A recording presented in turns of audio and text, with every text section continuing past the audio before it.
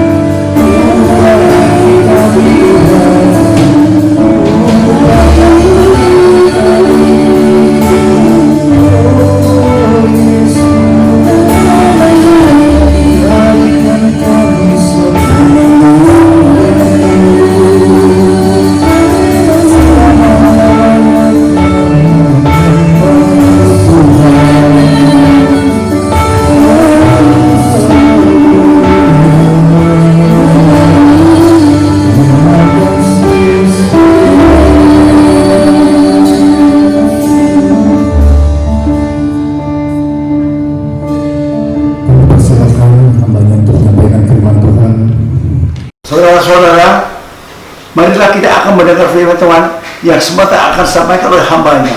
Mari kita berdoa terlebih dahulu. Terpujilah Engkau Mesias kami, Tuhan Yesus Kristus, dulu sekarang sampai selamanya, tidak berubah Tuhan. Firman-Mu ya dan amin. Oleh sebab itu Engkau urapi hamba-Mu ini, biar segala hal hikmat dan pengetahuan yang ada padamu Kau berikan hamba-Mu, berikan kepada hamba-Mu. Sebab firman yang keluar dari mulut hamba-Mu berasal daripada Engkau, tidak kembali kepadamu dengan sia-sia, tetapi dia akan merasakan apa yang Kau kehendakinya dan akan berhasil apa yang Kau suruh kepadanya. Dalam nama Yesus, amin. Saudara-saudara, Shalom. Baiklah, kita mendengar firman Tuhan yang terambil dari 2 Timotius 1 ayat 7. Sebab Allah tidak memberikan kepada kita roh ketakutan, melainkan roh kekuatan, kasih, dan ketetapan. Makanya sebagai orang Kristen, kalau kita percaya firman Tuhan di perjanjian lama dan perjanjian baru, kita percaya dengan iman dan kuat, nggak perlu takut, saudara. Nggak perlu takut. Apa yang harus takutin? Kalau saudara takut, saudara tidak percaya firman, percaya pendapat orang, percaya kepada diri sendiri. Kalau saudara nggak bisa mati, boleh saudara takut. Itu saudara mati. Lihat, Firaun mati, bawa apa?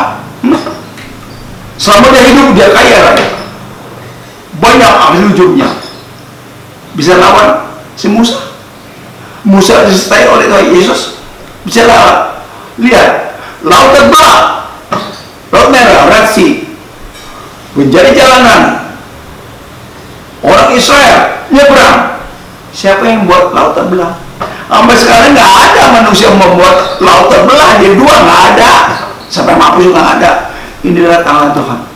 Makanya sebab Allah memberikan kepada kita 2 Timotius 1 ayat 7, bukan roh ketakutan, roh kekuatan, kasih, dan ketetapan. Makanya kalau saudara percaya firman dan lakukan, nggak perlu takut hidup ini. Kita lihat kalau Matius 6 ayat 34. Dia berkata apa? Jangan khawatir mengenai hari esok. Hari esok mempunyai urusan sendiri. Tapi kita orang Kristen khawatir. Ya, duit buat hari makan, besok ada lagi. Makan apa? Saya ini sekeluarga. Itu namanya nggak percaya firman. Yang Allah bersabda nggak percaya. Boro-boro lakukan. Percaya aja juga enggak. Seandainya kata saudara percaya, saudara harus takut. Kenapa harus takut? Burung aja Tuhan kasih makan. Kita tahu burung tidak menabur, tidak menuai, tidak menyebar makan dari rumput. Saudara tahu waktu banjir, ya, di Kelapa Gading, sebelum banjir terjadi, itu burung-burung gereja cari makan di jalanan. Ya, begitu banjir, orang nemukan bangkai burung gereja begitu banyak mati karena banjir nggak dapat makanan. Entok nggak ada yang mati. Makanya jangan khawatir mengenai hari besok. Burung aja Tuhan pelihara, nggak bisa jemput burung itu. Yesus, aku menyembahmu. Nggak bisa ngomong burung. Burung itu makan sama Tuhan. Apalagi kita yang bisa menyembah Tuhan, bisa baca firman Tuhan, percaya dan lakukan, punya iman. Masa dia nggak tolong, yang benar aja. Makanya Tuhan berkata, Matius 6 ayat 34, jangan kamu khawatir mengenai hari besok. Hari besok mempunyai kesusahan sendiri. Cukup hari ini dengan surga hari ini. Kita jangan punya pikiran bagaimana ya buat hari depan. Yang mati saudara, ya. Kalau Tuhan bilang jangan khawatir, itu namanya kita percaya. Kalau kita khawatir, kita tidak percaya firman Tuhan. Makanya orang Kristen suka banyak, aku percaya, saya geli, bukan saya menghakimi. Dia lagi, aku percaya.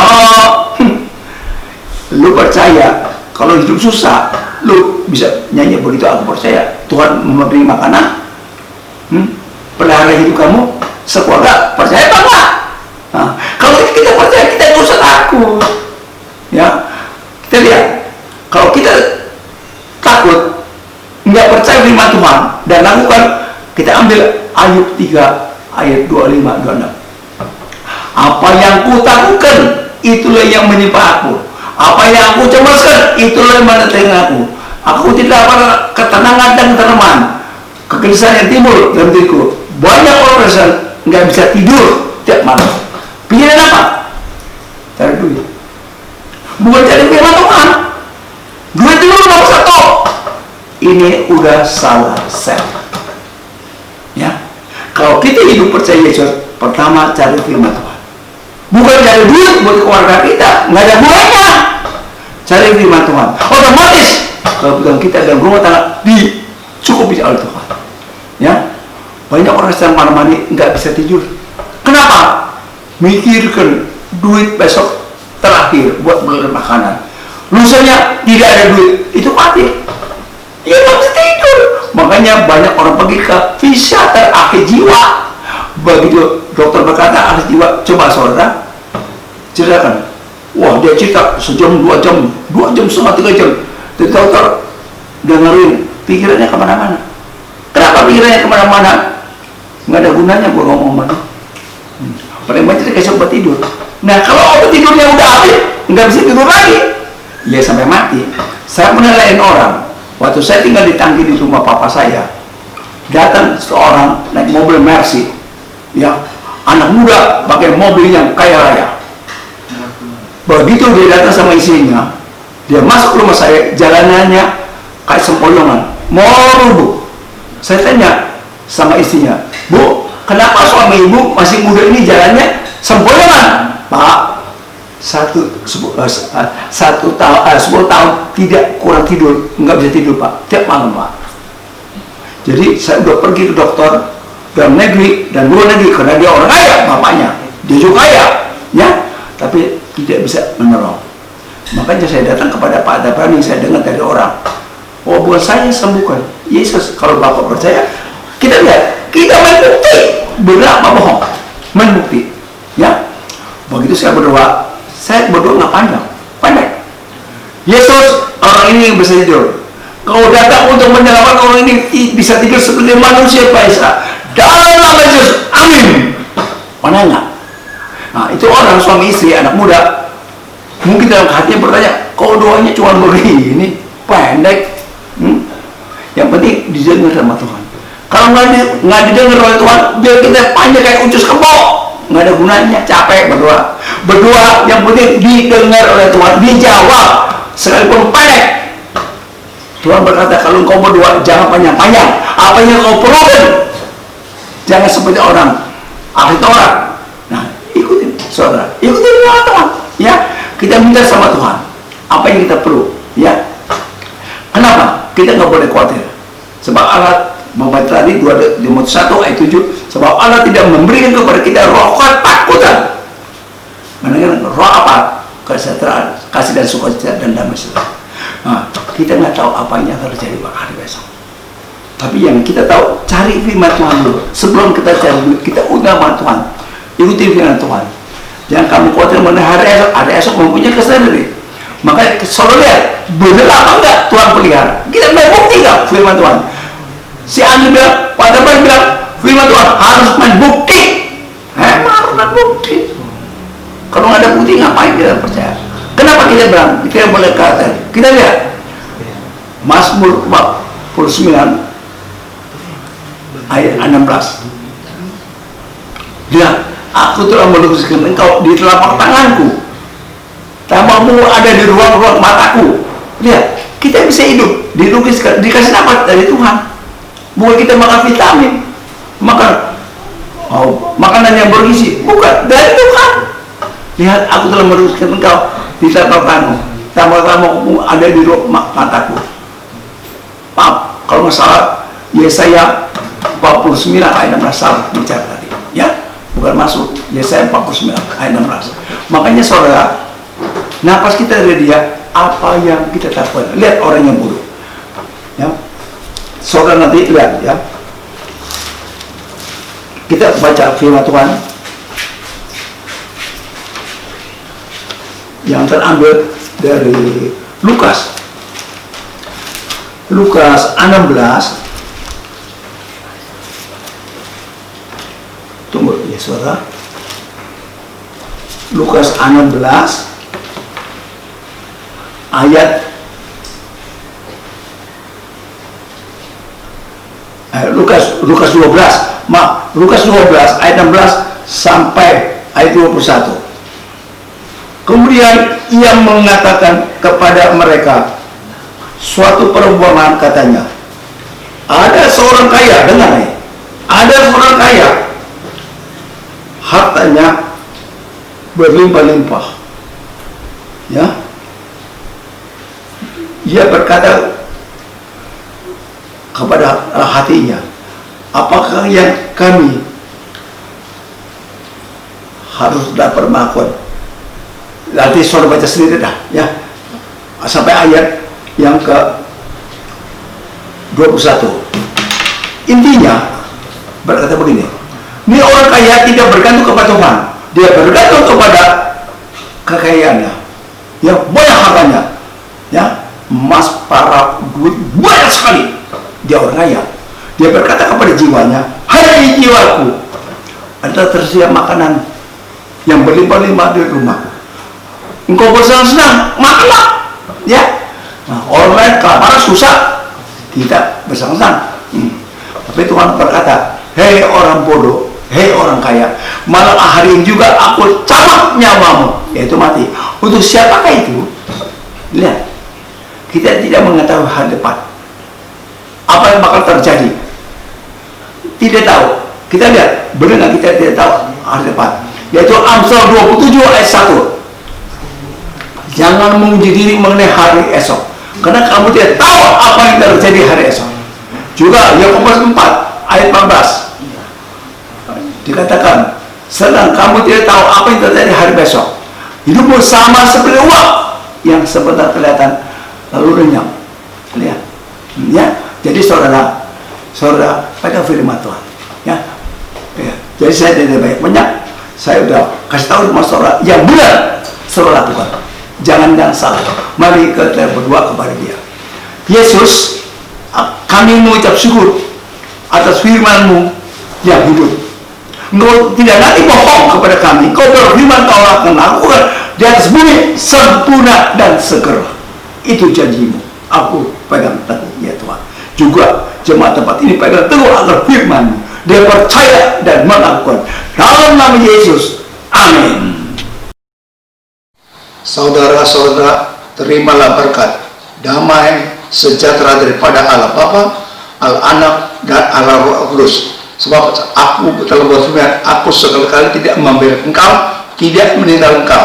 Aku akan berikan kepadamu harta benda yang terpendam dan harta kekayaan yang tersembunyi sampai Maranatha. Terima kasih Tuhan Yesus. Amin.